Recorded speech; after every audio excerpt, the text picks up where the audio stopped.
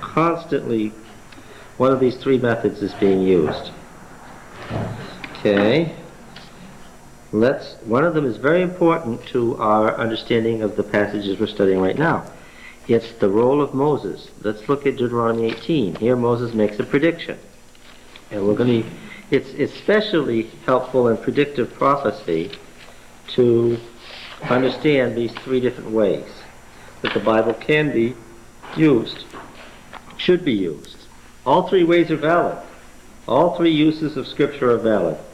The first is exegesis, the second is analogy, and the third is homiletical usage. Okay, exegesis is the question of what did the text originally mean. At the time it was written, what was its primary original meaning?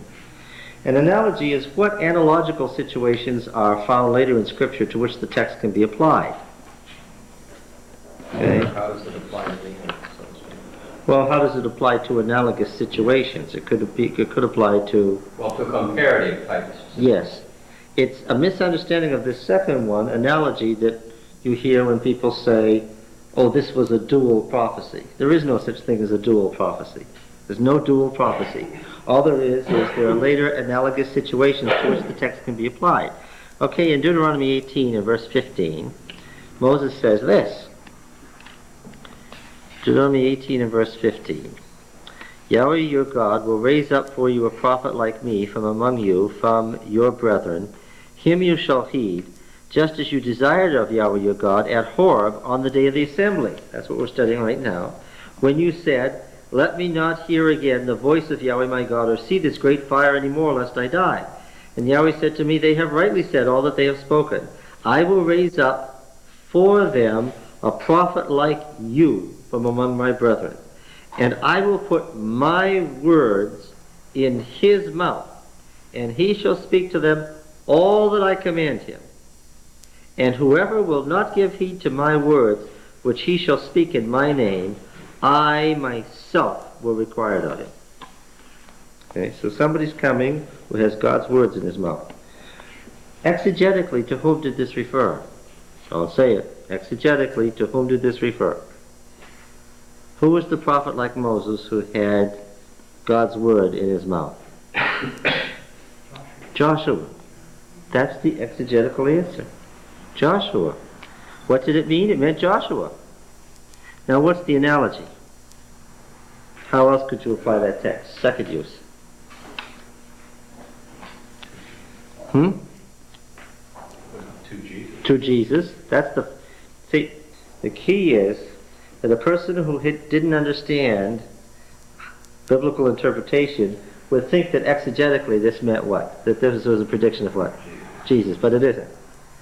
It's on the second basis that it's applied to Jesus in the New Testament. But the passage rod didn't mean Jesus. It meant Joshua. Well, how did it get applied to Jesus? Because Jesus... Doesn't Joshua mean a type of Christ? Well, in the sense that, to the extent to which... Yes, I know what you're saying.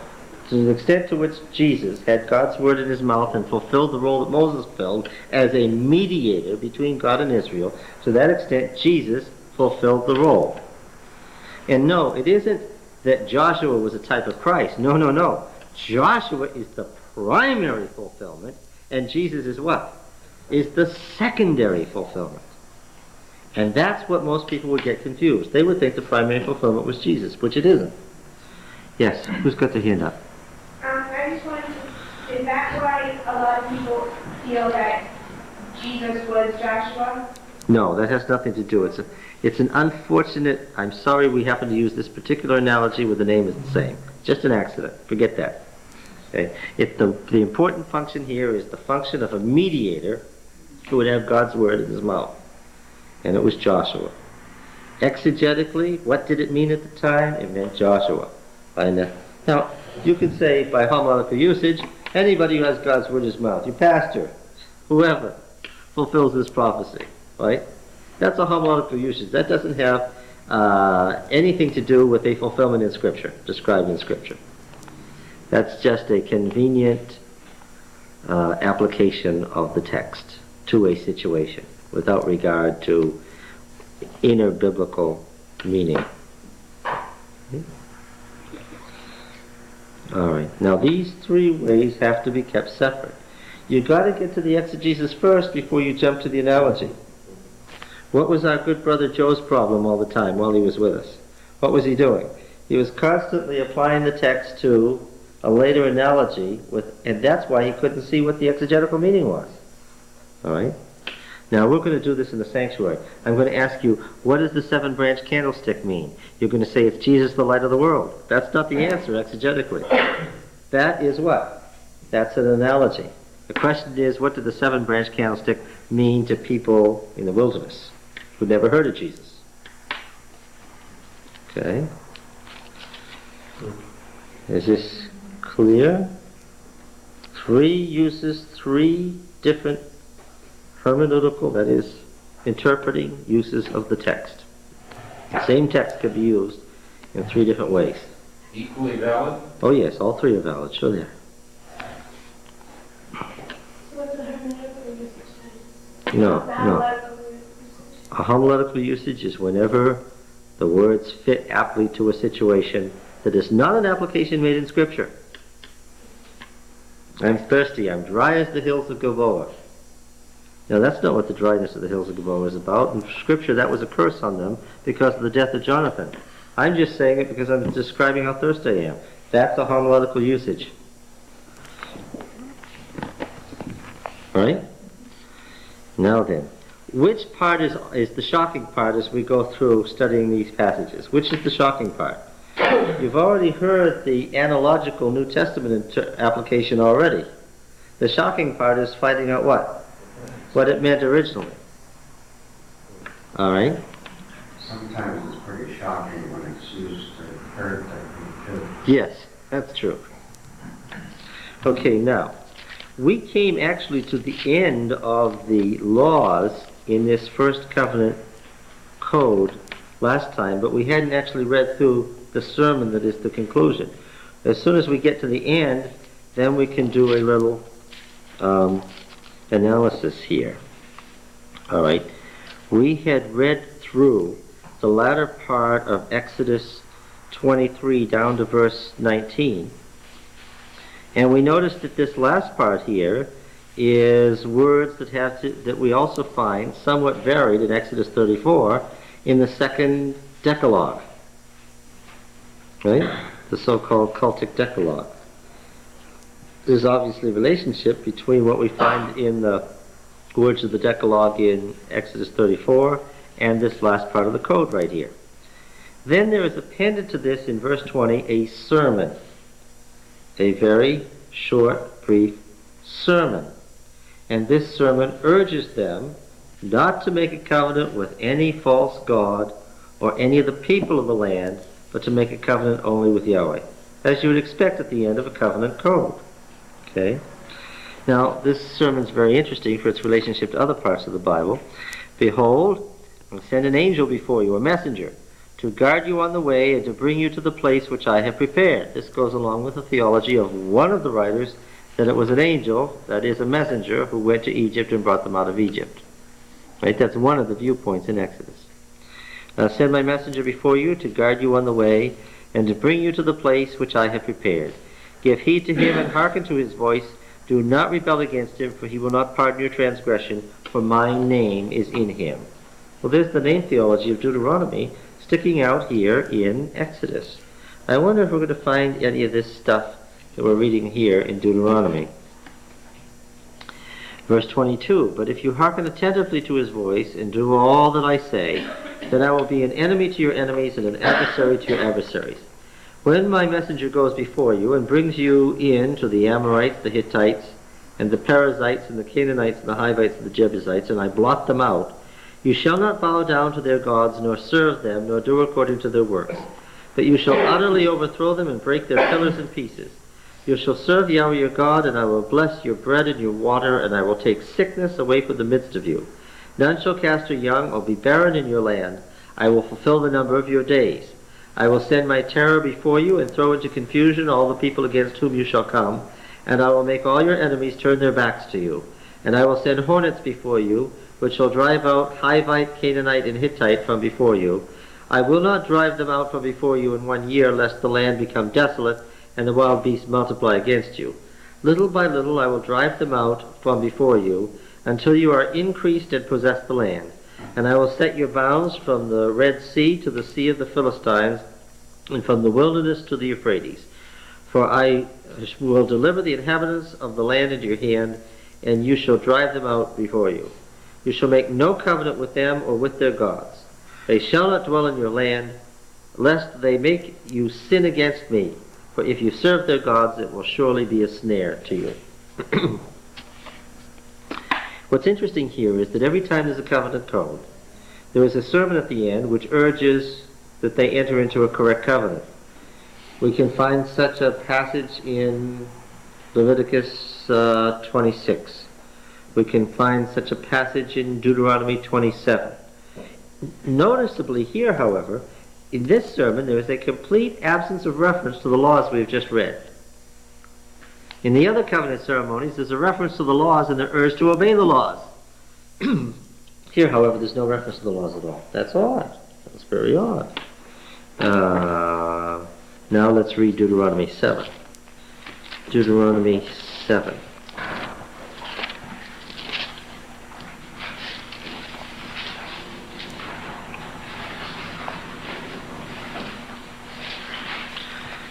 In verse 1, when Yahweh your God brings you into the land which you are entering to take possession of it, and clears away many nations before you, the Hittites, Girgasites, Amorites, Canaanites, and Perizzites, the Hivites, and the Jebusites, 7 nations greater and mightier than yourselves. In other words, 7 meaning all the nations. And when Yahweh your God gives them over to you and you defeat them, then you must utterly destroy them. You shall make no covenant with them and show no mercy to them. You shall not make marriages with them, giving your daughters to their sons or taking their daughters for your sons, for they would turn away your sons from following me to serve other gods. Then the anger of Yahweh would be kindled against you, and he would destroy you quickly. But thus shall you deal with them. You shall break down their altars, and dash in pieces their pillars, and hew down their Asherim, and burn their graven images with fire. For you are a people holy to Yahweh your God. Yahweh your God has chosen you to be a people for his own possession out of all the peoples that are on the face of the earth. It was not because you were more in number than any other people that Yahweh set his love upon you and chose you. For you were the fewest of all peoples. But it is because Yahweh loves you and is keeping the oath which he swore to your fathers, that Yahweh has brought you out with a mighty hand and redeemed you from the house of bondage, from the hand of Pharaoh king of Egypt. Know therefore that Yahweh your God is God, the faithful God, who keeps covenant and steadfast love with those who love him and keep his commandments to 1,000 generations, and requites to their face those who hate him by destroying them. He will not be slack with him who hates him. He will requite him to his face. You shall therefore be careful to do the commandment and the statutes and the ordinances which I command you this day. And because you hearken to these ordinances and keep and do them, Yahweh your God will keep with you the covenant and the steadfast love which he swore to your fathers to keep. He will love you, bless you, and multiply you. He will also bless the fruit of your body, and the fruit of your ground, your grain, and your wine, and your oil, the increase of your cattle, and the young of your flock, and the land which he swore your fathers to give you. You shall be blessed among all peoples. There shall not be a male or female barren among you or among your cattle. And Yahweh will take away from you all these sicknesses, and none of these evil diseases of Egypt, which you knew, will he inflict on you. But he will lay them on all who hate you. And you shall destroy all the people that Yahweh your God will give over to you. Your eyes shall not pity them, neither shall you serve their gods, for that would be a snare to you. What do you recognize? What do you see? Sort of the same one. Yeah. Which is longer? The Deuteronomy one is much more amplified. The words are the same. It's just that the Deuteronomy one is a much longer, more amplified form of the same sermon. Okay.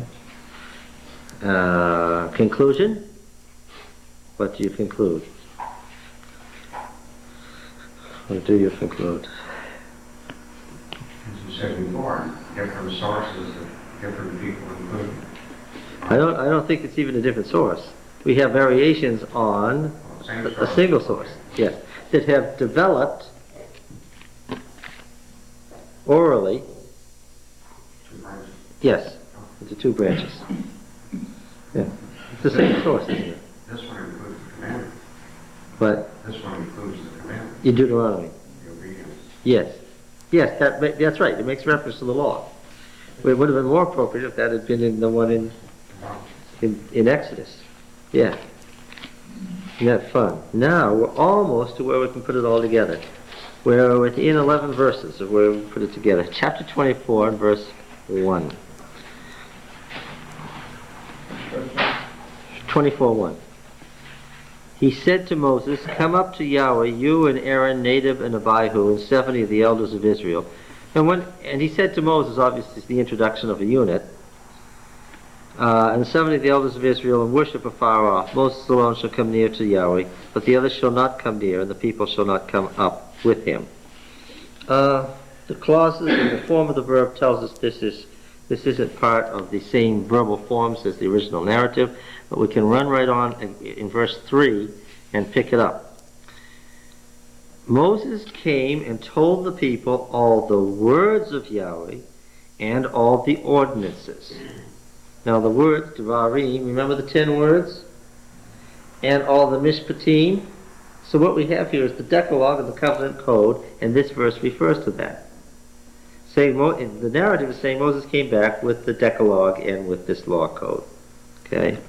Or a law code. Let's not say this law code. And all the people answered with one voice and said, "All the words which Yahweh has spoken we will do." And Moses wrote all the words of Yahweh. And he rose early in the morning and built an altar at the foot of the mountain, and 12 pillars according to the 12 tribes of Israel. What's about to happen here? They're about to conduct a ceremony. What kind of a ceremony? Covenants. A covenant ceremony, absolutely. And he sent young men of the people of Israel who offered burnt offerings and sacrificed peace offerings of oxen to Yahweh. And Moses took half of the blood and put it in basins, and half of the blood he threw against the altar. And he took the book of the covenant, that would be this law code or the law code appended here, and read it in the hearing of the people, and they said, "All that Yahweh has spoken we will do, and we will be obedient." And Moses took the blood and threw it on the people, and said, "Behold the blood of the covenant, which Yahweh has made with you in accordance with these words." Quickly, what does it make you think of? Behold the blood of the covenant. Where is it quoted? Where is it quoted? Behold the blood of the covenant. Where is it quoted? Just Huh? supper. The Last Supper. What did Jesus say? "Behold, this is my blood of the covenant." Exact words of Moses when they made the covenant at Sinai. And did the disciples get it? No. Did they know that it was a covenant ceremony? Yes. Sure, they were Jews. John, sometimes it would be interesting to know these 10 rules that they would. You want me to bring just a copy of the 10 original words? I can do that. Yes, okay. Okay. Now, so the people said, and Moses took the blood, threw it on, and said, "Behold the blood of the covenant which Yahweh has made with you according to these words." Is there something significant about them throwing the blood onto them? Yes, sure. What? What is blood? Lightly. Life. There you go. You answered your own question. Covering. What was it giving them? Life. If they obeyed. Good. Then Moses and Aaron, Nadab and Abihu, and 70 of the elders of Israel went up. And they saw the God of Israel, and there was under his feet, as it were, a pavement of sapphire stone, like the very heaven for clearness. And he did not lay his hand on the chief men of the people of Israel. They beheld God and ate and drank. So there's the covenant meal. The 70 leaders ate with God. Right? Among the 70 were the 12 tribal heads. Right? And what did Jesus do? He ate with what? With the 12 leaders in a covenant meal. Yeah. Now, the chapter division again is not fortuitous, exiguous. You've flown it again, but we don't hold it against you. Right here, draw 2 parallel lines very close together, right across the page, to separate verse 11 from all that follows. Just separate it out physically so that you can see that it's something completely different. This is obviously the ending. Now, as soon as you've done that, we'll go back to the beginning. Can I go back, just put me back to chapter 23 and verse 31? Yeah. Because the King James just says, from the desert to the river. Yeah. It would normally suppose to be the River Jordan. No, the river is the Euphrates. Right. Yeah. This is what the ultra-conservative Jews are talking about when they talk about greater Judea and Samaria. Yes, that's right. That's what they mean. There goes all of Syria and part of Iraq. That's what they mean. Okay. That's why they were so violent about the free return of the Sinai to Egypt. Yeah, because it's the wilderness that was promised. Let's go back to the beginning of this covenant here. And let's go back to chapter 20. Okay. And let's see if we can find where we should begin. It's at the beginning of verse 19:1, is it not? Where the covenant at Sinai begins. The announcement of the covenant, the preparation for the covenant. Right? First, the announcement and preparation. So you can draw your two lines right across there, separating this from the wilderness narratives. Chapters 18 and 19 really are a chapter division that are complete unto themselves. So all of 19, all of 20, all of 21, all of 22, and 23 and 24 down to verse 11 are a single unit. 19:1 to 24:11. 19:1 to 24:11. What is it? First, we have the announcement and preparation for the covenant, then the giving of the covenant law. The covenant law appears currently in two parts, the Decalogue and the book of the covenant. And we're going to analyze that in a moment. Then there's the acceptance of the covenant and the covenant ceremony, in which Israel actually enters into the covenant. All right? Now, you ready to look briefly at the covenant code itself? Where do the laws begin? Where do the laws begin about the covenant code? Well, it has to do with the setting of the Decalogue as to where the covenant laws begin, the law book. We've already talked about how the Decalogue currently stands in a funny place in the narrative. Right? Let's look at it again just briefly. Let's go back to chapter 19, and where we were reading this funny section, begin in verse 20. And Yahweh came down on Mount Sinai to the top of the mountain, and Yahweh called Moses to the top of the mountain, and Moses went up. And Yahweh said to Moses, Go down and warn the people, lest they break through to Yahweh to gaze, and many of them perish. And also let the priests who come near to Yahweh consecrate themselves, lest Yahweh break out upon them.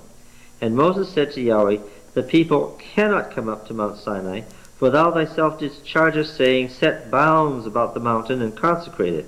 And Yahweh said to him, Go down, and come up bringing Aaron with you, but do not let the priests or the people break through to come up to Yahweh, lest he break out against them.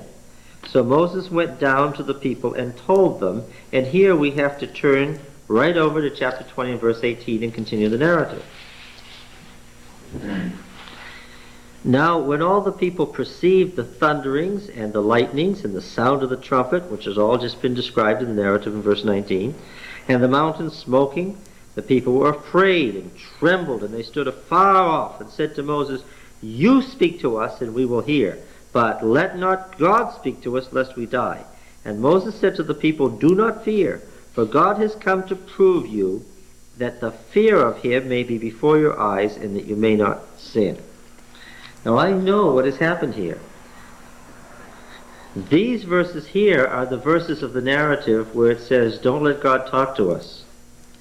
And the way it is now edited, the The final form of Exodus has the Decalogue before the people said that to Moses. What's the effect of that? It's very deliberate. What's the effect of that? The people didn't tell Moses, don't let God speak to us, until after what? Until after the Decalogue had been spoken. So the purpose of inserting the Decalogue in that strange place in the narrative was so that you get the idea that how many people heard the Decalogue. They all did. And how many heard the covenant laws in the law book? Just Moses. If they had let the whole narrative run on without interrupting it, what would be the effect of the narrative? How many people would have heard the Decalogue? Just Moses. And that's deliberately what the book as it now stands, they don't want you to think. And from the narrative, that's the impression you get. That only Moses heard the Decalogue, and he came down with the Decalogue and these laws. But they have so constructed it that that's not what it says now. It says God spoke the Decalogue, that scared the people, and they told Moses, get God to stop talking to us. Right? So they wanted to be emphatic that Israel heard the Decalogue as a whole. And that would make a distinction between the Decalogue and the other laws. Right? You understand? All right, now. Then, You repeat it, please. Yeah, I got a little lost there too. there's a narrative. There's a narrative. The whole of chapter 19 is a narrative. It tells a story. The rest of that story is now contained in chapter 20, verses 18, 19, and 20. They've inserted the Decalogue into the narrative. They've inserted the Decalogue into the narrative just in front of the part of the narrative that says, don't let God talk to us. We're scared of God talking to us. You go find out what he wants. By inserting the Decalogue before the people said that, it leaves you with the distinct statement that what? God spoke to all. They all heard it. And hearing the Decalogue is what scared the people into saying, whereas if they inserted the Decalogue at the end of the narrative, what would have been the effect? Oh, Moses got it all privately. Nobody heard the Decalogue spoken. But Moses. You see the difference? You see the difference? The placement of Exodus 20 verses 18, 19, and 20 make all the difference in the world as to what you think happened at Sinai. And I asked you last time, just to see what you would say, I asked you last time, how was the Decalogue given? Who heard the Decalogue? The whole people or just Moses? And you were unanimously agreed that what? That just Moses heard it. Because I wasn't surprised at that response, because all we've been doing is reading the narrative, and that's what the narrative says. If you just read straight through the narrative, that's what it says. But that's not the way it stands today, and exegesis has to deal with what? Not just the text as it once was, which we can often figure out, but what? The text as it now stands in our Bible. As it now stands in our Bible, they all heard the Decalogue. And the other laws came separately, after the fact. So did they not all hear the Well, let's go over to Deuteronomy 4.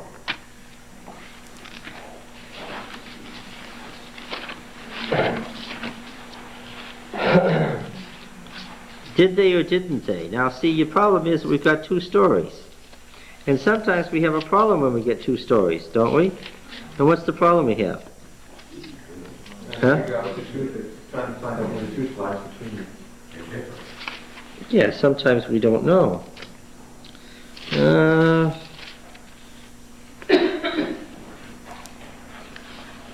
Deuteronomy 5, of course, I'm saying 4.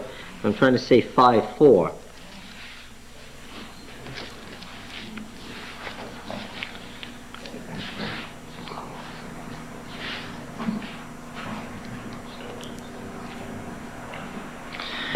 Now, let's read verse 4. Yahweh spoke with us, Yahweh spoke with you face to face at the mountain, out of the midst of the fire. Stop right there without the conditional clause. What does that say? You heard it? You heard it. says elsewhere there was only a voice, no form, only a voice, right? But verse 5 says, and this is a temporal clause, "While I stood between Yahweh and you at that time to declare to you the word of Yahweh, for you were afraid of the fire and didn't go up into the mountain." What's the problem here? The problem is that verse 4 makes a complete statement with a period, to which is added a conditional clause. Verse 5 is not an independent sentence. It's a conditional clause that has the effect of what? Contradiction. What? Contradiction. Yes. Where are we now? Deuteronomy 5, verses 4 and 5. 4 and 5. Yeah. Even parenthetical here. Is it in your Bible shown as a parenthesis? Well, it's especially, verse 5 is especially a problem because read verse 22. "These are the words Yahweh spoke to all your assembly at the mountain." Now, this is just right after the third Decalogue in Deuteronomy 5. What does it say here? What does verse 22 say? Everybody heard it.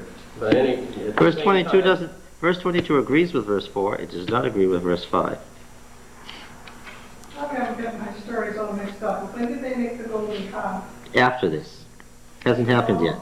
Is Moses still up in the I mountain? at couldn't this point? see why they make the golden calf if they heard God speaking to them. Well, the golden calf was a calf of Yahweh. So, they said, "This is the God who brought you out of Egypt." So, they didn't perceive themselves as being untrue to God.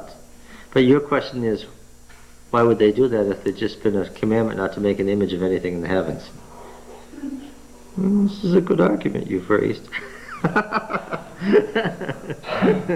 It's pretty blatant denial of a commandment they just heard.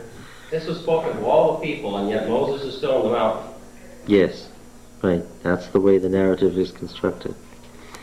Now let's read this verse. "These words Yahweh spoke to all your assembly at the mountain out of the midst of the fire, the cloud, and the thick darkness with a loud voice, and he added no more. And he wrote them on 2 tables of stone and gave them to me. And when you heard the voice out of the midst of the darkness, while the mountain was burning with fire, you came near to me, all the heads of your tribes and your elders, and you said, Behold, Yahweh our God has shown us his glory and his greatness, and we've heard his voice out of the midst of the fire. We have this day seen God speak with man, and man still live. Now therefore, why should we die? For this great fire will consume us. If we hear the voice of Yahweh our God any more, we shall die. Who is there of all flesh that has heard the voice of the living God speaking out of the midst of the fire, as we have, and has still lived? Go near and hear all that Yahweh our God will say, and speak to us all that Yahweh our God will speak to you, and we will hear, and we will do it." Now I can understand why the Decalogue has to be where it is now in Exodus 20. Because if it didn't, I'd have a terrible problem. Because Exodus 20 would be blatantly opposed to Deuteronomy 5. Because Deuteronomy 5 says what, as it now stands? Deuteronomy 5 says what? We heard. You all heard it. So if they had put the Decalogue in after Exodus 20 verses 18 to 20, then there'd be a real contradiction. Do you think this was an important theological issue for them? Obviously it is. Now I know why Exodus 20, which seemed to be constructed so oddly, is constructed the way it is. See? I said the Decalogue doesn't fit its context. It's in a very strange place. Okay? Now we're in the putting it together phase. I hate to be halfway through something because that's when all sorts of heresies can develop. Now we're explaining it. All right? As the Bible narrative now stands in Exodus and in Deuteronomy, how many folks heard the Decalogue? Everybody. But there's clear indication that there was another whole story there, wasn't there? All right? So all these commandments and whatever came really in more than one segment.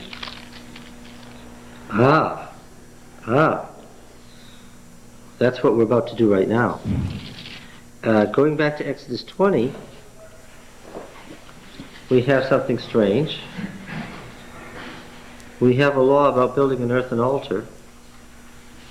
And then we have a superscription. Now here's the laws that Moses was given. See in Exodus 20, beginning verse 21, a law is introduced. The people stood afar off. This is a recapitulation. This is a recapitulation. This is the start of a new section.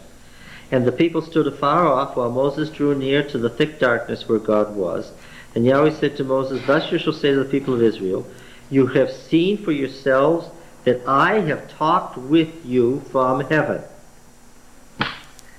Now, obviously, this recapitulation is based on which story? The original Exodus story or the Deuteronomy story? This is the Deuteronomy story. And there is another difference in the Deuteronomy story which is clear here. Where's God speaking from in the Exodus story? In the Exodus story, where has he been speaking from?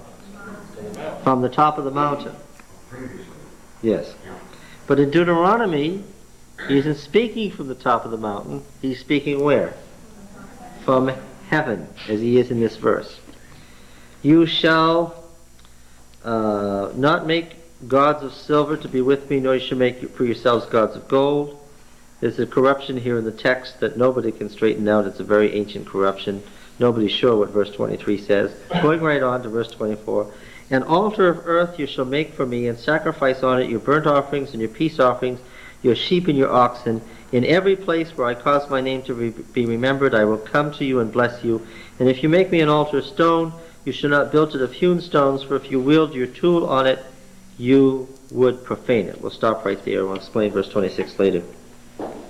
What? Then, verse 21:1, Now these are the mishpatim which you shall set before them. We've got a law before the law code begins. Is this strange? Yes, this is strange. Well, not actually, because this is a narrative about the making of the covenant. What happens at the end? At the beginning we have the law of the altar, how you make the altar. And at the end, after Moses comes down with the covenant, the people accept it, and what do? They build an altar to conduct the covenant ceremony. So this altar business is the inclusio, as it's called, the beginning and the end of the narrative. It introduces the narrative about the making of the covenant, and it ends the narrative about the making of the covenant. The covenant code begins then properly with the introduction of the law of the altar in Exodus 20, verse 21. So you can draw a single line across between verses 20 and 21. Draw it all the way across the page to separate it out, and right there you can write the beginning of the covenant ceremony. Just separate it right out there, distinguished all the way across the page between verse 20 and 21. This is the beginning of the covenant ceremony. In chapter 20.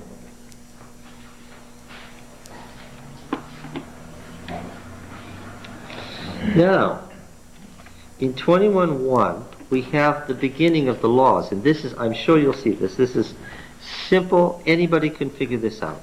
Now, these are the mishpatim. Look at this word mishpatim. See it here? Mishpatim. It's based on the verb shafat, that's the verbal root, which means to judge. A shofet is a judge, one who is judging. You go to court, there's a shofet judging there. What does he do? He shafats. Mishpatim then, the root is all legal, and it means what? It means judgments. What kind of law would you expect this to be? Apodictic law of general principles or case law? As soon as you talk about a judge making a judgment, what are you expecting? Case law. So, we're going to see, are these case laws or not? Well, 21:2, if you buy a Hebrew slave. 21:3, if he comes in single. 4, if his master gives him a wife. 5, but if the slave plainly says, right? 7, if a man sells his daughter. 8, if she doesn't please her master. 9, if he designates her for his son. 10, if he takes another wife. 11, and if he does not do these three things. 18, if men quarrel. Right? 19, then if the man rises. 20, if a man strikes his slave. 21, but if the slave survives. 22, if men strive together. 23, if any harm follows. 24 and 25 are the continuation of that sentence. 26, if a man strikes the eye. 27, if he knocks out the tooth. 28, if an ox gores a man. 29, but if the ox has been accustomed. 30, if a ransom is laid on him. 31, if it gores a man's son. 32, if the ox gores a slave. 33, if a man leaves a pit. 35, if a man's ox hurts another's. 36, or if it is known. 22:1, if a man steals an ox. If he 2 or 3, if he has nothing. Verse 4, if the stolen beast. If a thief is found breaking in. But if the sun is risen. 5, if a man causes a field. 6, the Masoretic text is confused there as to the verses. The Septuagint has risen. If a fire breaks out. 7, if a man delivers. 8, if the thief is not found. 10, if a man delivers his neighbor. 12, but if it is stolen from him. 13, if it is torn by beast. 14, if a man borrows anything. 15, if the owner was with it. 16, if a man seduces a virgin. 17, if her father utterly refuses to give her to him. And then that kind of law stops totally. Okay? Now, turning your page back to 22 verse 12. 22 verse 12. Verses 12, 13, 14, 15, 16, and 17 are all participial clauses. They're not independent sentences, they're in a completely different form. Take your pen and make a little box around those verses. Box verses 12 through 17. Just box them. Okay? And just note inside the box that these are all participial clauses. And there's only one other participial clause in the whole code, and that's chapter 22, verse 18. So you can add all participial clauses plus 22:18. 22:18 was originally part of this list here. Okay. Chapter 21, verses 12 through 17, box them. They're participial clauses, and 22:18 was a piece of them. How did they get here? Well, they got imported. They got imported from another passage. They're all about capital offenses. Yeah, 18, 19, 20, and 21. I'm not sure what your question is. You said, No, chapter 22, verses 18, just 18. You shall not permit a sorcerer. You shall not be permitting a sorceress to live. It looks. See, just look at 19 and 20. You can even see in English that it's not the same. Okay. Now, Tom, these are all the mishpatim there are. They begin in 21:1 and they end in 22:17. That's it. What can we say about these mishpatim? Well, we can say for one thing that they come from the period of the judges. Why? None of them have to do with the wilderness. They all have terminology of a settled land. And you can tell it's a new society. How can you tell that? How can you tell it's a new society by reading the mishpatim? Very detailed. Detail doesn't have to, what? Slaves and calm. Well, at least they're not wandering anymore. No, they're not wandering, that's for sure. But how can you tell it's a new society? Some of these are about very basic stuff. Oh, that's the answer. That yes, any society that's Been around for a while. knows. No, this is the setting up of a society. Property rights. How you can tell who owns what. How you can tell what member of society you are. What is a citizen? Who is a freedman? Who is a slave? What do you have to do to become one or the other? How do you handle your neighbor's property as opposed to your own? What's the distinction between what I own and what you own? Well, if it was all held in common as a tribal society, you don't have those questions. But now if you own that and I own this, we've got a new question. How do we know that? What makes it yours as opposed to mine? This is a brand new code for a brand new settled society. Folks are finding out how to build a house so they don't kill each other. What do you do with boundaries? What do you do with pits? What do you do if you borrowed something? What do you do with a day laborer? How do you pay people? Are there any special rights for slaves? Yeah. Also, I know that this is early because it's old stuff. Every one of these Mishpatim is parallel in other ancient law codes. I think of the Code of Eshnunna, the Code of Hammurabi. Old codes from Mesopotamia have these laws in them. In fact, the form, the structure, this law comes before that law. It's the same order in the codes of Hammurabi and Eshnunna as it is here. The old codes from Mesopotamia. This is the codification of their old law. This was ancient law by the time of Joshua. Did you notice that I said by the time of Joshua? Did you catch that this stuff doesn't have to do with Moses? Now, it said over there in 24 that Moses wrote these words in a book, and that formed the Book of the Covenant. And he read the Book of the Covenant to them, and they said, we'll do all this. Right? Now let's read Joshua 24. We're going to talk for a moment about covenant renewal ceremonies. No, we can't go to Joshua 24. That's too soon. Let's go to Deuteronomy 27.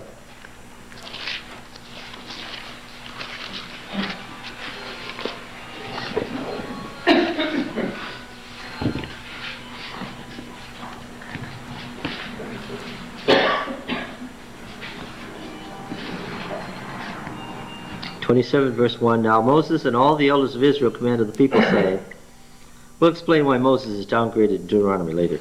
Keep all the commandment which I command you this day, and on the day you pass over the Jordan to the land which Yahweh your God gives you, you shall set up large stones and plaster them with plaster, and you shall write them all the words of this law when you pass over to enter the land which Yahweh your God gives you, a land flowing with milk and honey, as Yahweh your God, the God of your fathers, has promised you. And when you have passed over the Jordan, you shall set up these stones, concerning which I command you this day, on Mount Ebal, and you shall plaster them with plaster. And there you shall build an altar to Yahweh your God, an altar of stones. You shall lift no iron tool on it. This is the law of the altar that we just were reading. You shall build an altar to Yahweh your God of unhewn stones, and you shall offer burnt offerings on it to Yahweh your God. So this is how you do a covenant ceremony. That law of the altar is the law for setting up a covenant ceremony. And you shall offer burnt offerings on it to Yahweh your God, and you shall sacrifice peace offerings, and shall eat there. I didn't underline that, I should have. What's part of a covenant ceremony? Besides sacrifices? Eating. Eating with God. That's part of a communion, right? What is the communion? The communion is what? It's the old covenant ceremony of re-entering the covenant. Well, how often did you do that? Every 7 years. Jesus said, how often do you want to do this? As often as you wish.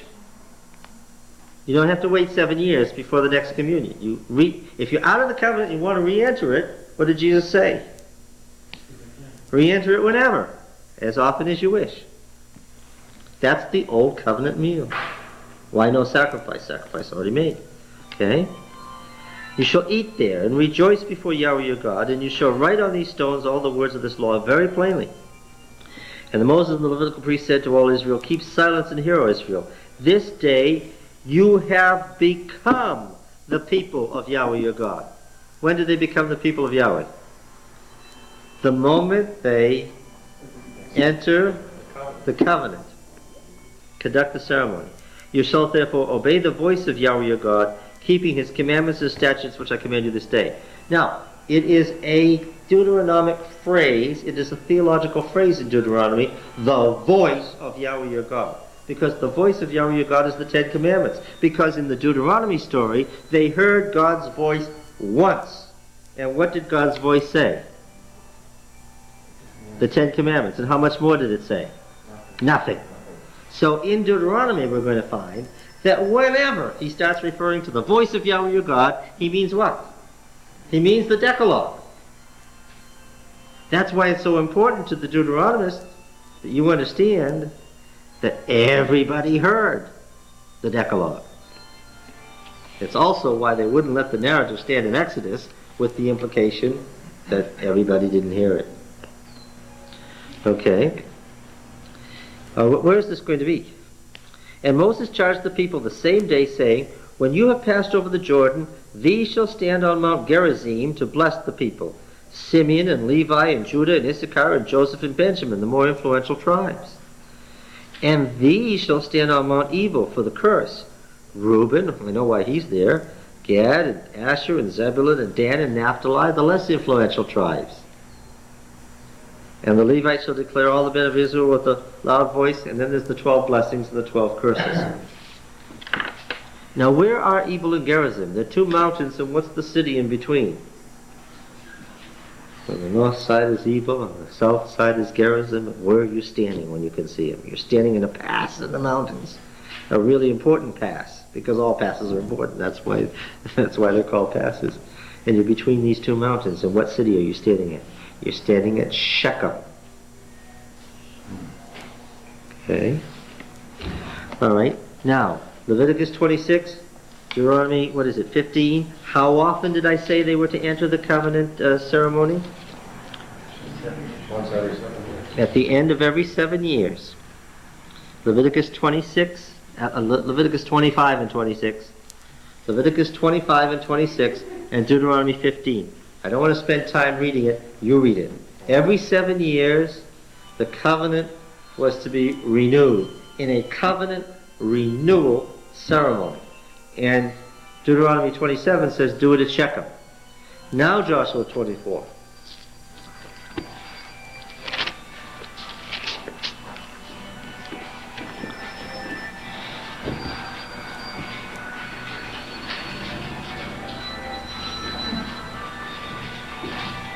Verse 1.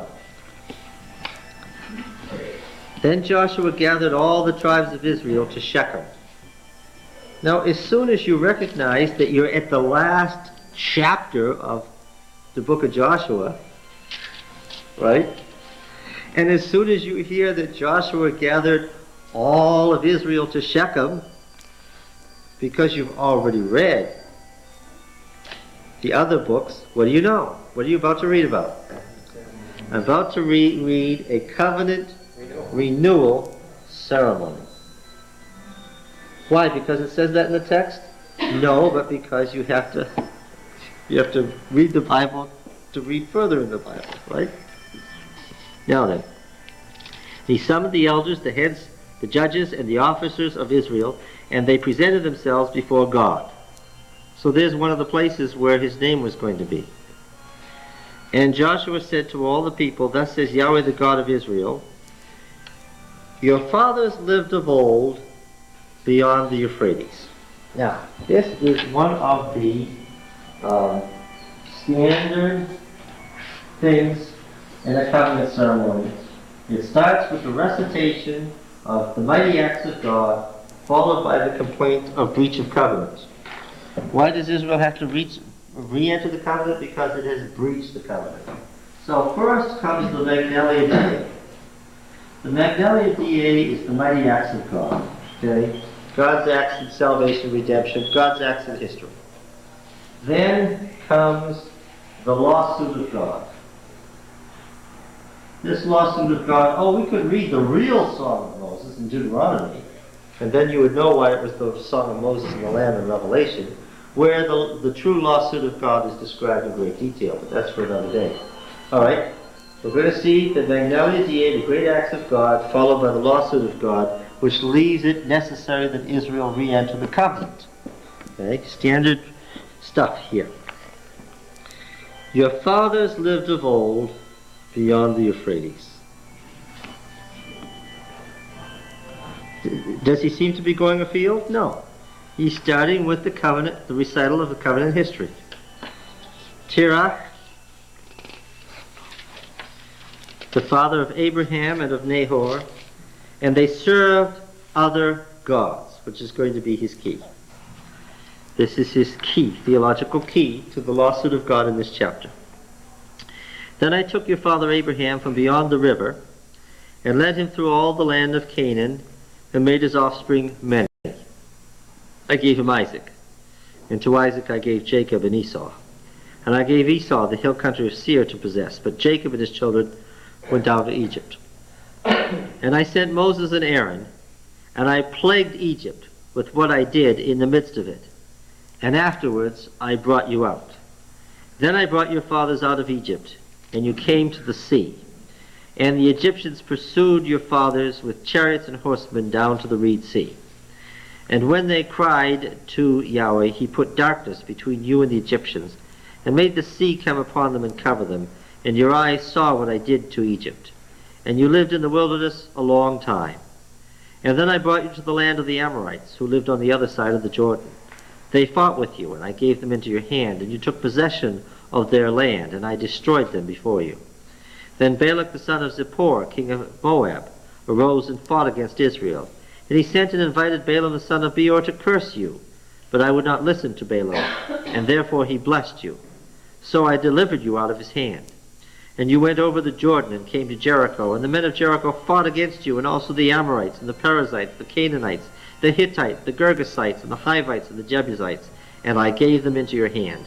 And I sent the hornet before you, which drove them out from before you, the 2 kings of the Amorites. It was not by your sword or by your bow.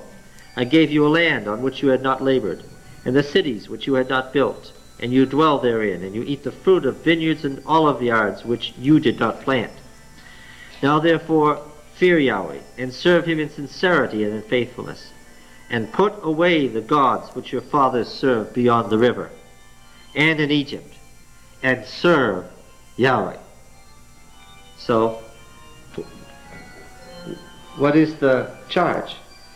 Serve Yahweh. What is the charge? Serving other gods. Put away other gods. What gods are they serving? The gods of Mesopotamia? No, that's interesting. The gods of Mesopotamia and the gods of Egypt. Now he's going to bring in the gods of Canaan in a moment. And if you be unwilling to serve Yahweh, if you're unwilling to serve Yahweh, choose this day whom you will serve, whether the gods your fathers served in the region beyond the river, or the gods of the Amorites in whose land you dwell. But as for me and my house, we will serve Yahweh. Then the people answered, Far be it from us that we should forsake Yahweh to serve other gods. For it is Yahweh our God who brought us up and our fathers from the land of Egypt, out of the house of bondage, and who did those great signs in our sight, and preserved us in all the way we went, and among all the peoples through whom we passed. And Yahweh drove out before us all the peoples, the Amorites, who lived in the land. Therefore we also will serve Yahweh, for he is our God. But Joshua said to the people, You cannot serve Yahweh, for he is a holy God. He is a jealous God. He will not forgive your transgressions or your sins. If you forsake Yahweh and serve foreign gods, then he will turn and do you harm and consume you after having done you good. And the people said to Joshua, Nay, but we will serve Yahweh. Then Joshua said to the people, You are witnesses against yourselves, because we're talking about a court scene here, that you have chosen Yahweh to serve him. And they said, We are witnesses. He said, Then put away the foreign gods which are among you, and incline your heart to Yahweh, the God of Israel. And the people said to Joshua, Yahweh our God we will serve, and his voice we will obey.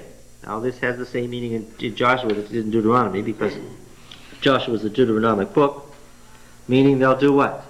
They will observe the Decalogue as in Deuteronomy. Verse 25, here it is.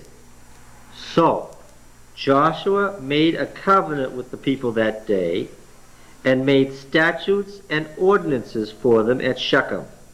And Joshua wrote these words in the book of the law of God. You get it? Now what does this say? Joshua did the right. Yeah, Joshua did the writing. In the book of the law of God. And he took a great stone and set it up there under the sacred oak in the sanctuary of Yahweh. They just took over the Canaanite temple. And Joshua said to all the people, Behold, this stone shall be a witness against us, for it has heard all the words of Yahweh which he spoke to us. Therefore it shall be a witness against you, lest you deal falsely with your God. So Joshua sent the people away, every man to his inheritance. Okay? Now what does that say again in Deuteronomy 18? What does it say again in Deuteronomy 18? Verse 15. The Lord your God will raise up for you a prophet like me from among you, from your brethren. Him you shall heed, just as you desired of Yahweh your God at Horeb on the day of the assembly, when you said, Let me not hear again the voice of Yahweh my God, or see this great fire any more, lest I die. Yahweh said to me, They have rightly said all that they have spoken. I will raise up for them a prophet like you from among their brethren. And I will put my words in his mouth, and he shall speak to them all that I command him. And whoever will not give heed to my words, which he shall speak in my name, I myself will require it of him. Understand? Now there are some laws in the code that we have been reading that could conceivably have been wilderness laws, but they are very few. Okay? These laws in this code we are reading are from the early settlement in Canaan. But they're said to be the laws of Moses. How is that possible? We have just been reading the theology. Someone's coming who is the equivalent of Moses. He has God's words, not the voice, because the voice spoke once and never again. But he's got the other words of God, and he'll tell them to you, and you've got to obey him. And who was that person? That was Joshua.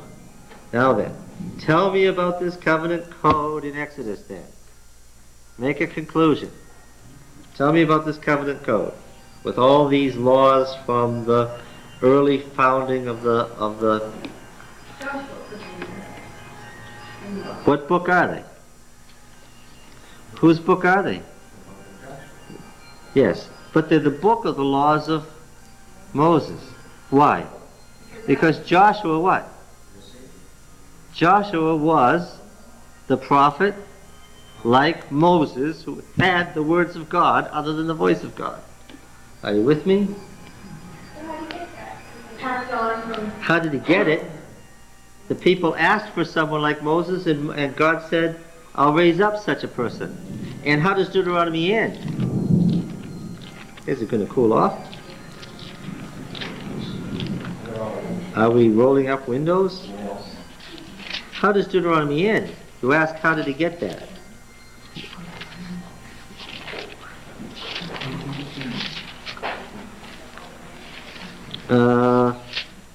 After they make the covenant in Deuteronomy 31,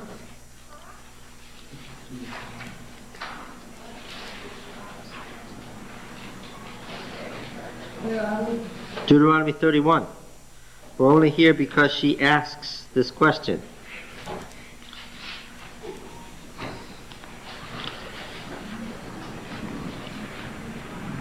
So Moses continued to speak these words to all Israel. And he said to them, I am 120 years old this day. I am no longer able to go out and come in.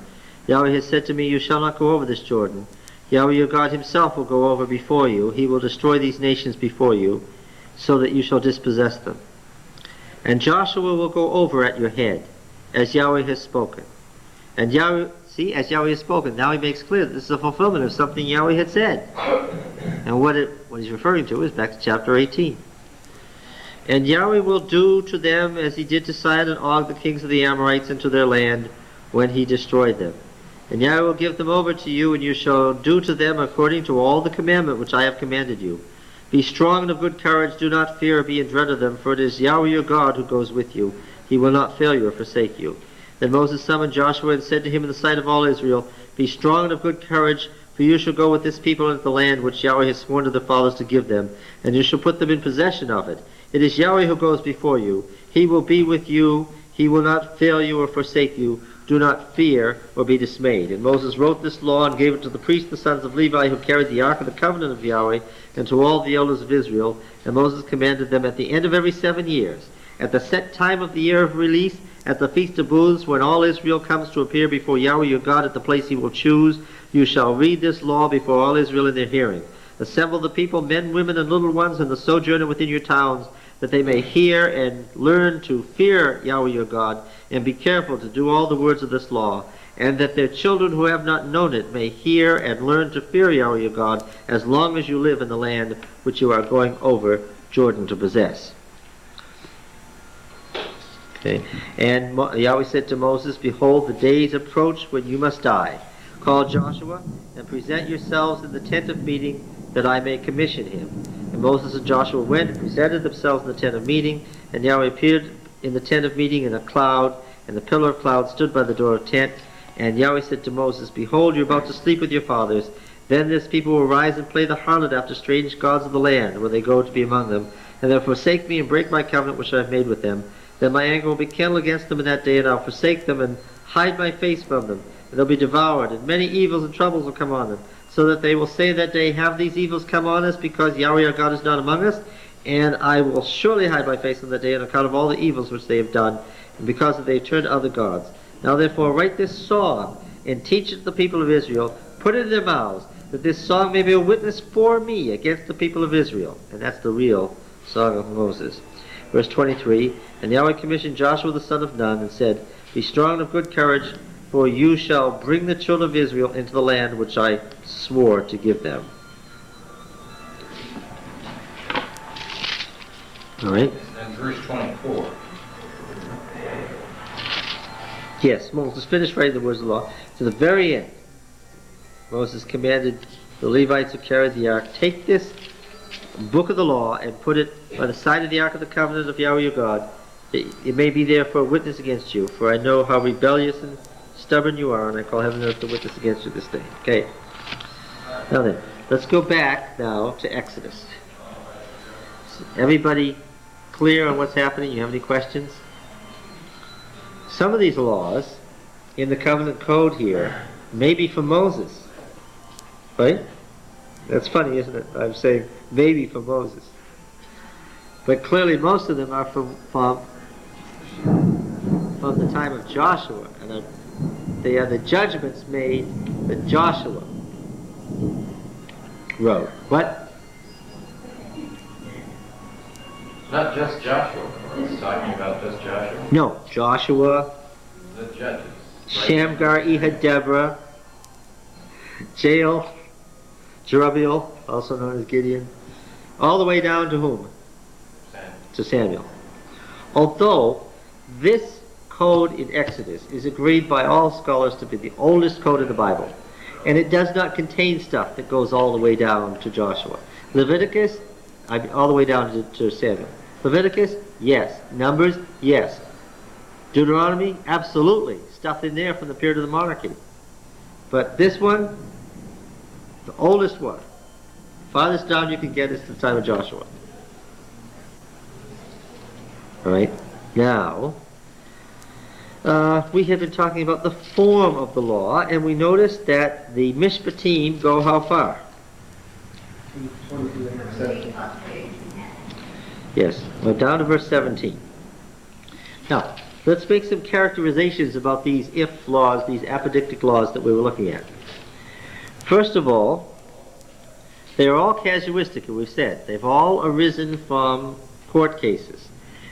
They are not prophecies. In other words, it wasn't that God said to Moses, well, I know you're out here in the wilderness and you're going to wander around the wilderness for 40 years and only two of all of you are going to survive, but I know that someday you're going to need several laws, so I'll start making them now. They weren't prophecies. They arose as the result of cases that the chief judge brought to God. Okay? So these are the precedents. What? These are the precedents. Yes, these are the precedents. These are the original ones. Okay.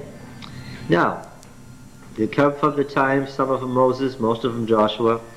And because they're case law, they're all civil law. There's no theology in them. They are the common law of the ancient Near East.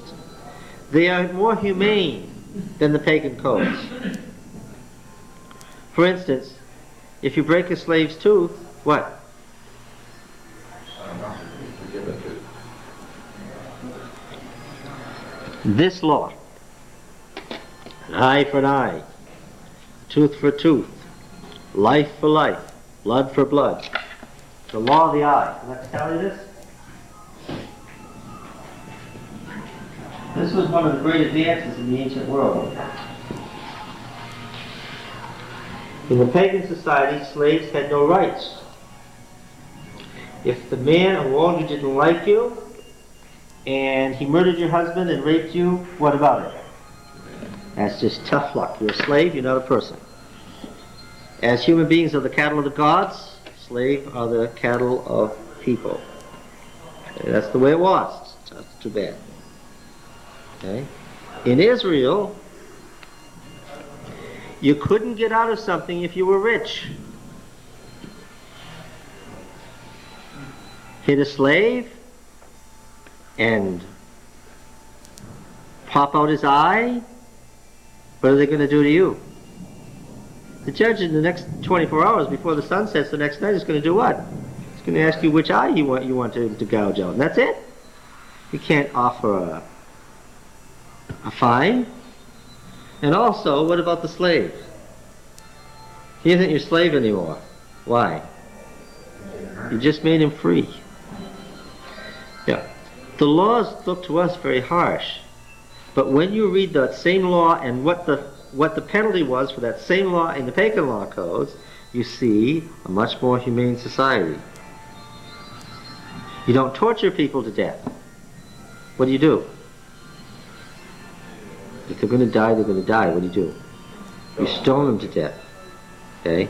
Now, if it's a choice between being skinned alive, slowly, or roasted alive, which the pagan society did, or have somebody hit you with a stone on the side of the head and that's it, then what are you going to choose? Where's the stone pit? Let's go now. Right? Yes. It's a much more humane law. But it is civil law. It is civil law. Now, John, maybe this question's completely out of place. Vengeance is mine, saith the Lord. I don't even know how. I'm trying to say, didn't it apply then? No. At all? No. See, that's the problem with proof texts. Yeah. You can put a bunch of proof texts together in the Bible and say almost anything. That's why you can't just proof text your way through the Bible. Vengeance is mine, saith the Lord, I will repay. It's directed to an entirely different issue. Okay. This is civil law. All right. Now then. But in a way, I mean, that still fits, because this is the instruction that God gives. Yes, he's the one doing He it. has given this vengeful instruction, if you will. That's correct. This is how you do it. So, it is his. Yes. Eye for an eye attitude still, you say, is being endorsed by God. Ah, it's not an attitude. I'm so glad you used that word. That's exactly what Jesus spoke against in the Sermon on the Mount. If you're nasty to me, what? I'll be nasty right back, because it says an eye for an eye. That isn't what it was about. This is civil law. If you crush the man's foot, what?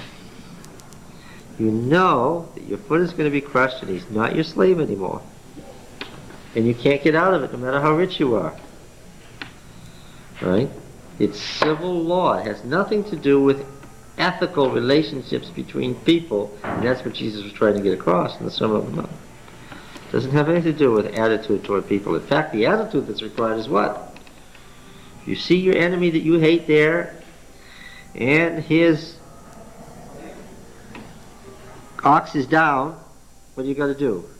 Be quick, it says. Be quick to help him get it up. Okay?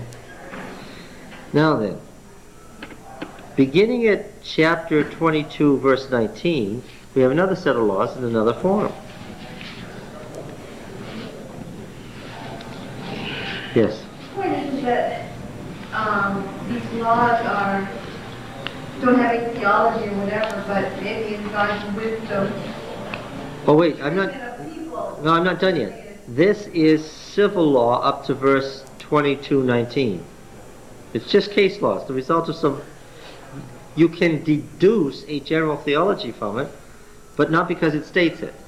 That's what I've just been doing. I've been trying to deduce from it, people. You can get an attitude toward human life out of it. But in the next laws, we don't have to deduce anything. Why? Well, it says, for instance, let's read verse 22. You shall not afflict a widow or an orphan. If you do afflict them, and they cry out to me, I will surely hear their cry, and my wrath will burn. And I will kill you with the sword, and your wives shall become widows, and your children fatherless. Now this isn't any deduction of what God thinks. What is it? This is theology. How about 20? Yeah. Save Yahweh only. That's theology. How about this in verse 27? Give the person his mantle back if he's a day laborer. For that's his only covering, it's his mantle for his body. And what else should he sleep? And if he cries to me, I will hear, for I am compassionate. This is a totally different kind of law. First of all, what form is it in? It's not case law at all. It's not casuistic. What is it? It's apodictic. And it is in the second person singular imperative. Remember when you used to take languages? Second person singular imperative. What does that mean? You do it. Imperative. But it's singular. It's you singular. Now who's the you singular that God is addressing? It's not the individual. In these laws, when it says verse 21, you singular shall not wrong a stranger to oppress him, for you were strangers. Who's the you? The you is Israel. The one nation, Israel, is addressed as a single unit. Okay? And that helps to explain the setting of these laws. These did not arise out of cases. This is theological law. This is sanctuary laws from the sanctuaries. This is laws that arise out of covenant ceremonies. This is laws that have to do with the theology of who God is and who Israel is. It's a totally different source of law than the case law.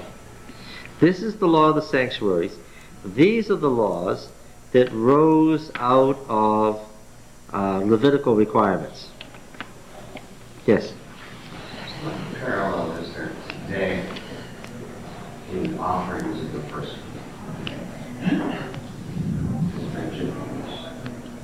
Offering of first fruit? There's some kind of we got to lay off first and lay right fruits. Is there a parallel in our church and society today with those first? Sure. The tithe, of course, is not an offering. The tithe is required.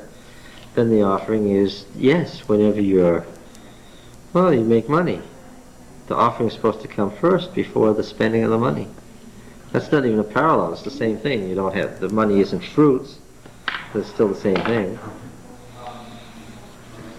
Okay. Now these laws are entirely theological. They're full of motivation. They're full of theology. God is speaking directly. Okay. If a man's ox gores somebody, God is only indirectly present in that statement. But if you don't do this, I'm coming after you myself, that's quite a different, isn't it? That's a very different kind of law.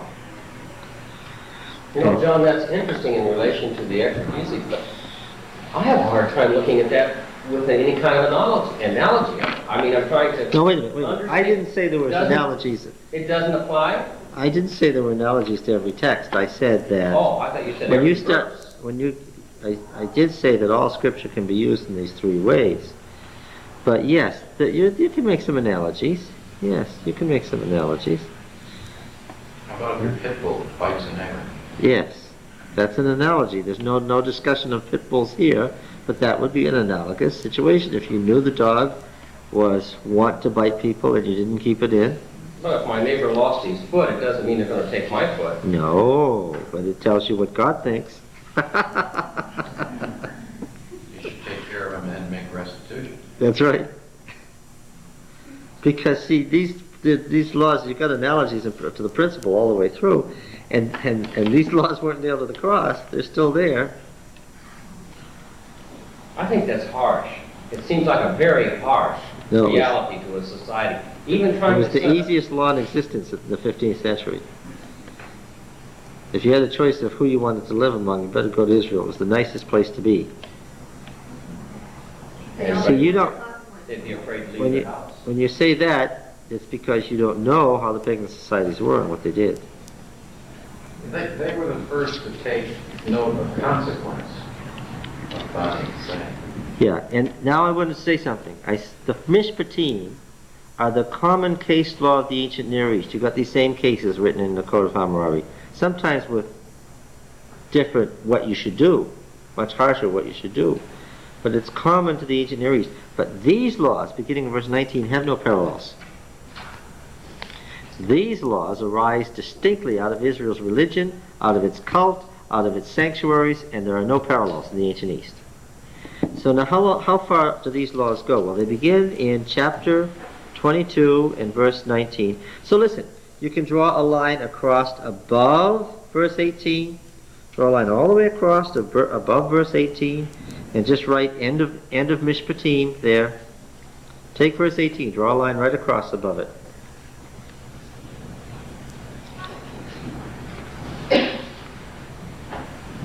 And write the end of the Mishpatim above it. And then draw a line underneath verse 18. Because that's where the second section of the code begins. And where does it go? You can write there that it's in the second person singular imperative, and that the singular is Israel, that these laws came out of covenant renewal ceremonies. Alright? And how far do they go? Well, they go all the way down to chapter 23 and verse 19. It's not a very long section. It's 22:19 to 23:19. Everybody with us now? What? I can appreciate that if you meet your enemy's officer and ask for him straight, you bring it back to him. You guys are fine. Let him know. No, it's assumed that you don't need a law about that. I wondered if this is intended to make your enemy into your friend. Could be. Yes, okay. Now then, what time is it? 5:07, good. Okay. Now, out of these laws that arise, apodictic laws arising out of covenant ceremonies, we have these laws that parallel the Decalogue in Exodus 34. It's very interesting. It's not exactly the same words, but the code ends with words that are very similar to Exodus 34, verses 22 to 26, the words of the second Decalogue. There's obviously some common origin between those two parts of the laws. Okay? Now then, although technically Mishpatim only means the first half of the code, in the end, by the time this thing is all written down, Mishpatim comes to mean the whole code. Chapter 24, verse 3, Moses came and told the people all the words of Yahweh, that's the Decalogue, and all the ordinances of Yahweh, that's the covenant code. Originally, Mishpatim was just this half that has the if parts, but it's now just reference to the code as a whole in this verse. Okay, so we have here the first covenant ceremony. All right. All the words that Yahweh spoken will do. They make the ceremony. Let's look at Psalm 81. Psalm 81.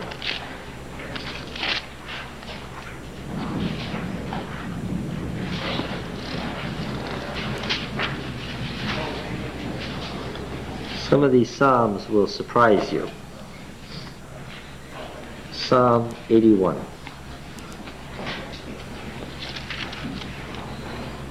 Sing aloud to God our strength. Shout for joy to the God of Jacob. Raise a song, sound the timbrel, the sweet lyre with the harp. Blow the trumpet at the new moon, at the full moon on our feast day. For it is a statute for Israel, an ordinance of the God of Jacob.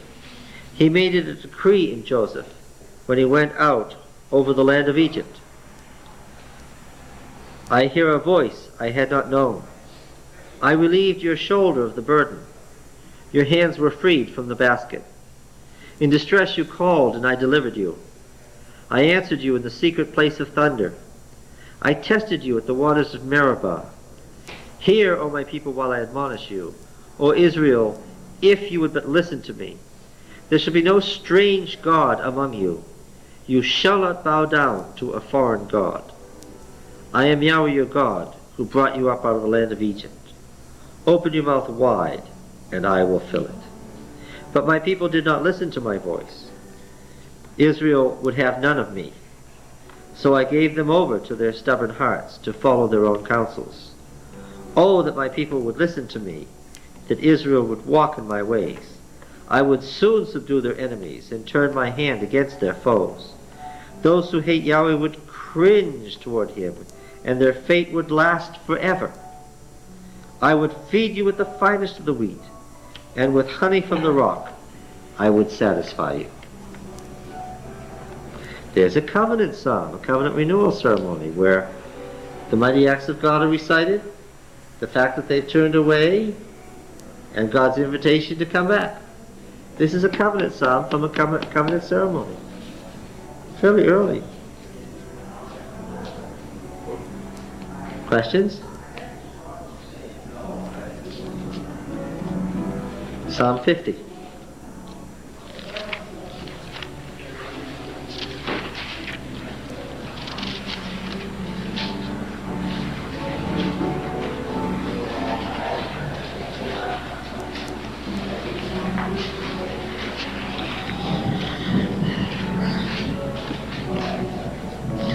The mighty one, God Yahweh, speaks and summons the earth. From the rising of the sun to its setting, out of Zion, the perfection of beauty, God shines forth. So here's a late psalm, a late covenant renewal psalm. Why did I say it's late? Because what's the setting? Where's the cosmic mountain now? It's in Zion, so this is the period of the monarchy. By the way, the psalm we just read, Psalm 81, from the north or the south? Psalm 81, from the north or the south? Let's turn back there. Is it from the north or the south? Is it from a southern sanctuary or a northern sanctuary, Psalm 81? Does anyone know?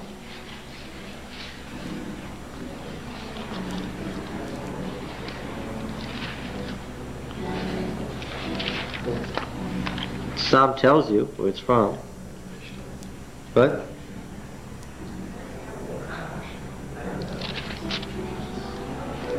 no. The psalm that we just read, it was a covenant renewal psalm, an early one. From where? From the south or the north? Well, it tells me, verse 4, for it is a statute for Israel, an ordinance of the God of Jacob. Now, Jacob is to be connected with what site? What sanctuary site is Jacob connected with? Huh? What sanctuary site is Jacob to be connected with? Come on, folks. Bethel. Come on, you were here when we read Genesis. Bethel. And what does the next verse say? Verse 5. He made a decree in Joseph when he went out over the land of Egypt. Joseph is what? But Ephraim and Manasseh. It's the northern south. Not kingdom yet. This is pre-monarchical. Northern region. Okay. Psalm 50 now is a monarchical covenant renewal psalm. Verse 3. Our God comes, he does not keep silence.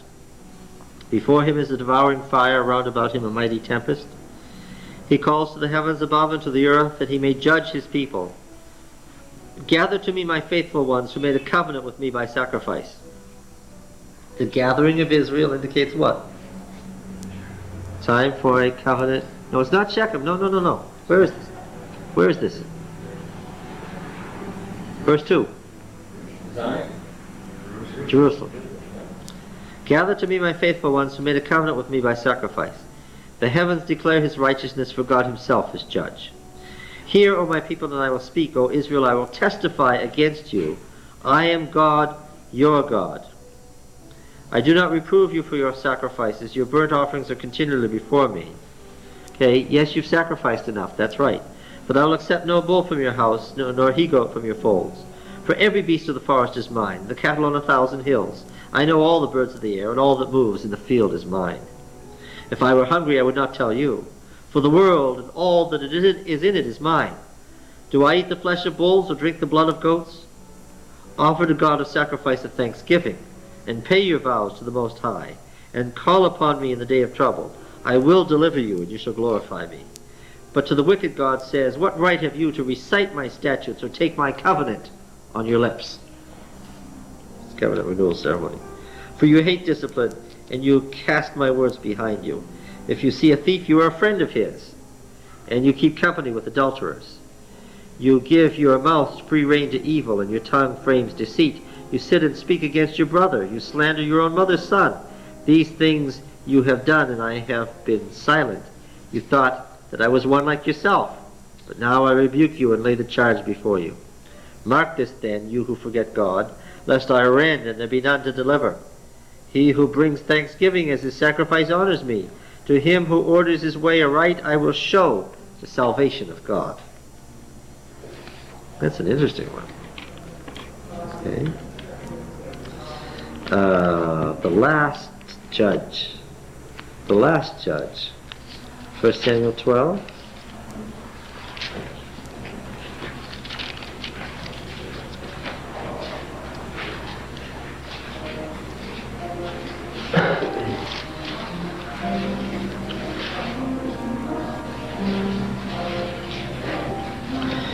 This is how he begins. They're trying to get the office of judgeship gone so they can have a king. Verse 6. 6. And Samuel said to the people, Yahweh is witness, who appointed Moses and Aaron and brought your fathers up out of the land of Egypt. Now therefore stand still, that I may plead with you before Yahweh concerning all the saving deeds of Yahweh, which he performed for you and for your fathers. When Jacob went into Egypt and the Egyptians oppressed them, then your fathers cried to Yahweh, and Yahweh sent Moses and Aaron. What is he doing? What is he doing? He's reciting the great acts of God. It's consistent. I mean, and if you didn't know this, you would think, boy, is he wandering. And you get into these scenes, and there's a big issue, and there's a crisis, and they start talking about Moses and Aaron or Abraham, and it sounds like, what? How did we get here? Right? It's because you're going to lead to the lawsuit and the choice about whether or not to stay in the covenant. Yeah, this is only like once every 7 years. Well, yes, but what? It could be more frequently if the judge ordered it. And in this case, he had. When Jacob went into Egypt and the Egyptians oppressed them, then your fathers cried to Yahweh, and Yahweh sent Moses and Aaron, who brought forth your fathers out of Egypt and made them dwell in this place. But they forgot Yahweh their God, and he sold them into the hand of Sisera, commander of the army of Jabin, king of Hazor, and into the hand of the Philistines, and into the hand of the king of Moab. And they fought against them, and they cried to Yahweh and said, We have sinned because we've forsaken Yahweh. We've served the Baals and the Ashtaroth. But now deliver us out of the hand of our enemies, and we will serve thee. And Yahweh sent Jerubbaal, and Barak, and Jephthah, and Samuel. What's he claiming here? The whole succession of the judgeship for Moses. And delivered you out of the hand of your enemies on every side, and you dwelt in safety. And when you saw that Nahash the king of the Ammonites came against you, you said to me, No, but we will have a king reign over us, when Yahweh your God was your king. And now behold, the king whom you've chosen, for whom you've asked, behold, Yahweh has set a king over you. If you fear Yahweh and serve him, and hearken to his voice, and do not rebel against the commandment of Yahweh, and if both you and the king who reigns over you will follow Yahweh your God, it will be well. But if you will not hearken to the voice of Yahweh, but rebel against the commandment of Yahweh, then the hand of Yahweh be against you and your king.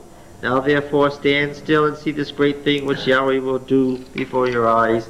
Is it not wheat harvest today? Dun, dun, dun, dun. And that, of course, was when he destroyed the crop.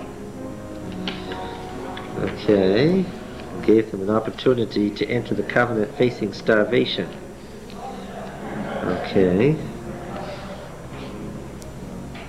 There are a number of covenant renewal ceremonies in Judges.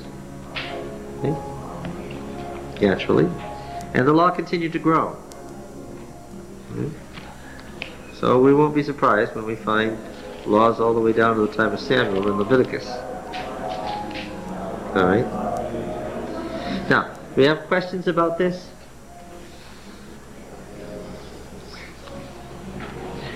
God seems awfully harsh. I don't know why. It's just my own maybe understanding of it, but it just seems. I think it is very yours. harsh here. This is the mildest code given in the world. But it's burdensome. No, it wasn't burdensome. I'm sure the people were delighted when they found out how little they had to do. I'm sure they were delighted. See, you've got to get into exegesis and understand the culture of the times. You've got to take that seriously. You cannot say, what does it mean to me? You'll never get it right if you do, because you're not living in the 15th century BC. If you take the perspective of how law was in the 15th century BC, you'd say how wonderful God was. Because what does he say? For I am compassionate.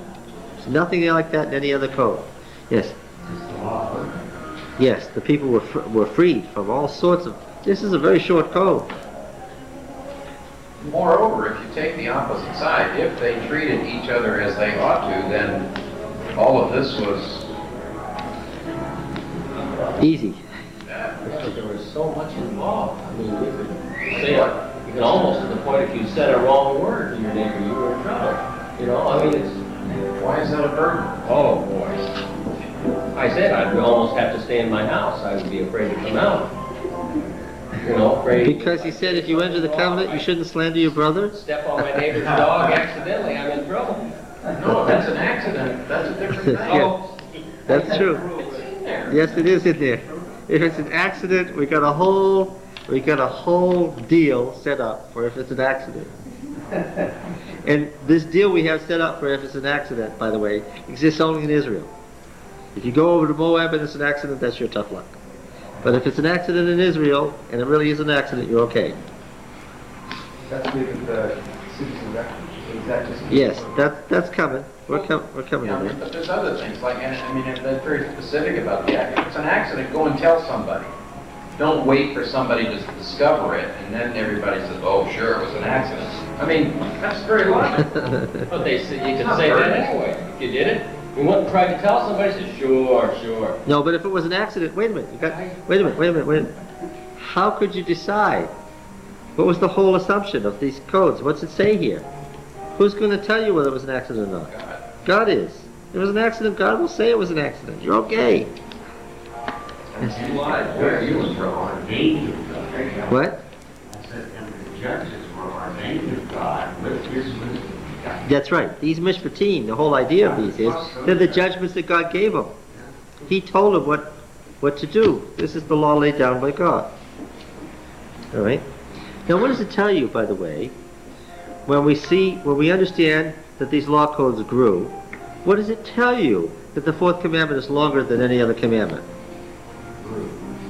Yeah, but why did it grow more than the others? Because it was abused. It was very important.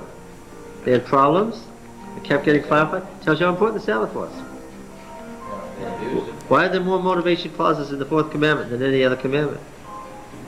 God gives lots of different reasons for doing it.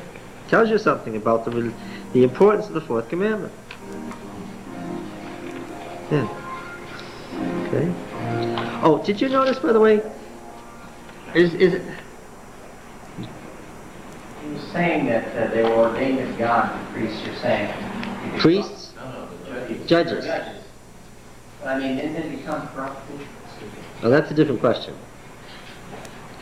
I mean, he said he trusted because they were. Yeah, is it like our church board? No. No, it wasn't. No, not at all. I did want to comment on one thing about the Ten Commandments. I'll bring the 10 words because somebody wants to know what the 10 words were. Is it obvious from our study of Exodus and what we've looked at in Deuteronomy that the 10 Commandments were special in Israel above all other law? Well, first of all, they're the only set of laws that have their own name. These are the 10 words, and they're so referred to. Okay? Also, it became a big deal to say that unlike all the other laws, what? These were the laws that what? That all Israel heard that constituted the voice of the Lord. This is the voice of the Lord. When you read that phrase from now on in the Bible, it's the 10 Commandments. Nothing but. Deuteronomy makes a big deal. It was these words and no more. You heard these and no more. That was it. Okay. All right. So the Decalogue stands apart from everything else. And in the Decalogue, the fourth commandment stands apart. Now, I can tell you that the 10 words grew because, first of all, it isn't 10 words. But then there are other funny things. I am the Lord your God who brought you out of Egypt. Have no other gods before me. Who's the speaker? Who's the speaker? That's first person singular. How about this one? You shall not take the name of the Lord your God in vain, for the Lord will not hold him guiltless who takes his name in vain. That's third person. It's not God speaking what?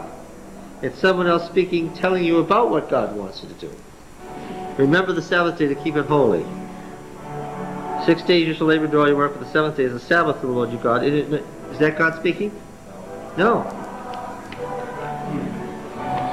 It's third person.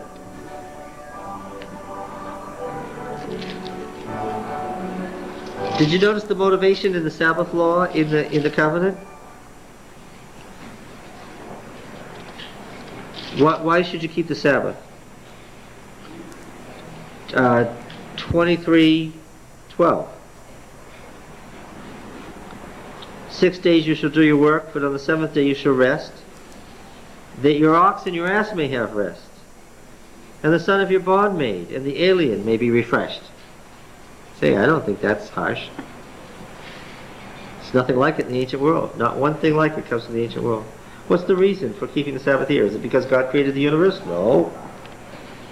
Is it because God redeemed Israel from Egypt? No. What is it here?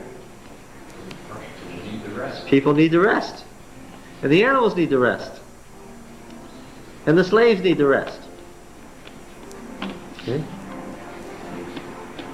Okay? All right. Maybe that's true, John, but I think in the enforcement of it, it seems like it... We haven't read anything about any enforcement yet. It sounds like it's... We haven't had one word of enforcement yet. Okay. Ask it now. I've taken the time to spend some time with this passage in Exodus because it's supremely important. I think we got it. Do you have it on this law code? I think we got it. I think most people can divide it up and know what actually happened. So any question about it? See, I'm stalling here because the next section is Moses goes up for 6 weeks and then what happens? And he gets what? He gets, no, he doesn't, what? And what else? Sanctuary. Gets the sanctuary.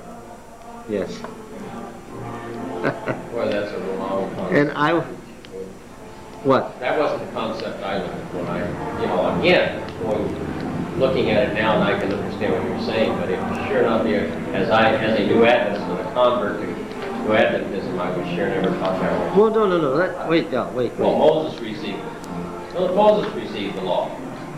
He went and God said, take off your shoes, and he received it quietly, peacefully, by himself, brought it down to the people, found them, already in the idolatry of Egypt, building this golden calf. Hey, listen.